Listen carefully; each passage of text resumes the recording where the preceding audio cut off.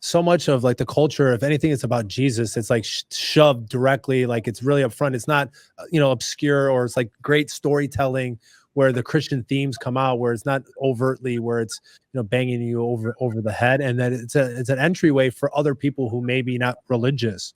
That's part of the thing that we talk about a lot here. It's like, yeah, we have like Angel Studios, but they're starting to figure that out too, like with Cabrini, where it's not so, yeah, it's a saint, but you would just watch it because it's a great story and a great movie. Yeah. And it's like a lot of the old way that they've done Christian movies and TV was just like hokey, so it's good to see that the music, you're not just saying Jesus, Jesus, Jesus, and like, doing worship songs, which we need those too, but you're using these themes and, art in a way like Flannery O'Connor did, where it's can draw maybe some people, or maybe on the fringes, or they can relate to, hey, I get drunk and the next day I feel bad, and I drink Diet Coke and I sin, stuff like that, where people really can relate to stuff like that, versus like this like that lady that you were talking about in that story, where it's like looking down at people. It's a different entryway, I think.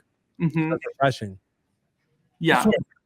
Catholic art at its peak is something that triggers the imagination. We don't have to be afraid of imagination.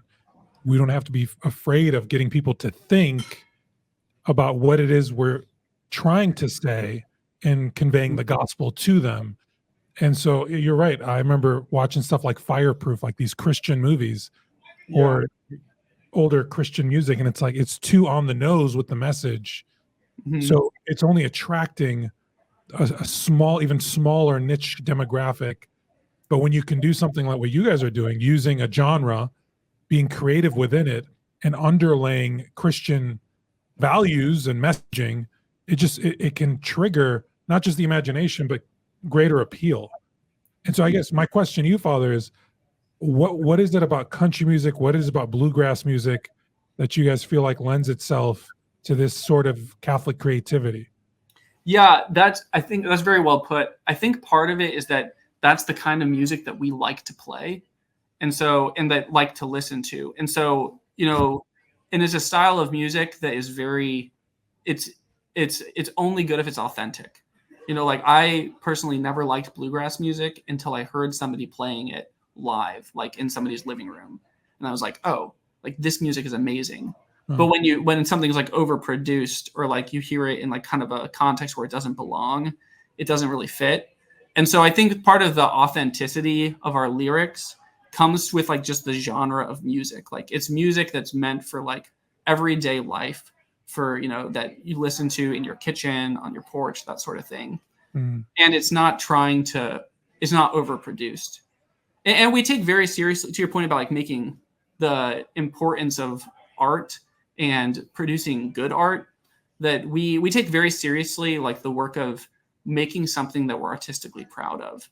That we like when we record, we're not really like professional studio musicians, but we take a lot of time and like thought and effort into like producing something that we're proud of, and then something that we would like to listen to ourselves.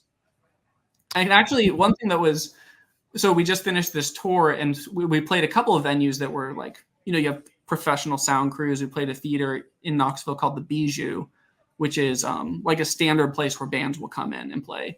And the sound crew there is like, when we were loading in, we're a bunch of 7 Dominicans showing up looking like that. And they're like, who are these guys? And there's a bunch of, like, they're tattoos everywhere, piercings, purple hair, like they're part of the music industry. And after our sound check, they were like, you guys are really tight. Like you, like, they were like, you could see them like, kind of like, they're like being surprised, like, oh, you guys actually like play good music. You got some street cred. Yeah. It's like, oh, you're one of us. You're not just pretending. Right. Cool. What I love about that, just hearing your perspective on it, what you guys are trying to capture, we hear a lot of, and not to go down that, we love tangents on the show. That's why we go for like 2 hours at a time. We love right into the rabbit hole with you. Yeah. Yeah. And I'm sure you could hold your parallel universe theory. Oh, we are going to get along just well, Father Simon. We got to have you back on the show. But so, not to take us down a tangent too far, I think one of the things that we hear about a lot is the culture is not Catholic, or we're getting pushback And so we're going to retreat into our own camp, and we're going to surround ourselves with other Catholics who think like us, who pray like us, who act like us, who look like us, who do the pieties that we do. But that's not what we're called to be. Jesus sends us out into the world.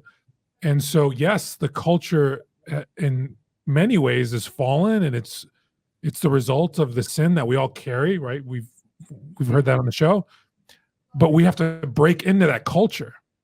And so to see you guys enter into this genre with being bearers of the gospel light, I mean, that's just an awesome thing just to be proud of as Catholics, that we can break into these spaces. You can be 7 guys that look like the way you guys look with your habits and show and just crush it at a show. And then you've got these guys who, I mean, they're tatted up, they're roadies, they're whatever they are. And it's like, wow, these priests, they're just normal guys.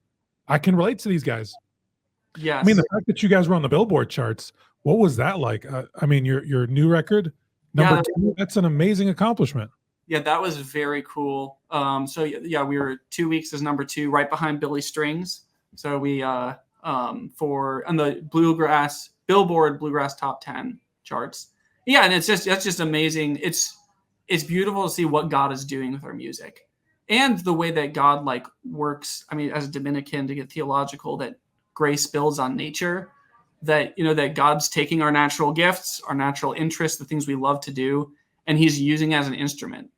And part of to go back to what you were saying about reaching into the culture is, in some ways it seems to us, or it can feel to us like it's almost like a side effect of what we do, because we're playing music, and after the show we'll go and talk to people, and you'll get Southern Baptist pastor who drove 3 hours with his wife to come to the show, and he's like, I've been listening to you guys for years, like I love your music, and I'd love to have you come play for my congregation. And it's like, in what other situation, wow, a Southern Baptist pastor inviting a bunch of Dominicans to come preach to their congregation? It's like because we're doing something where we connect on people on a human level through music, which has its own power of working in people's lives, that it just opens so many doors.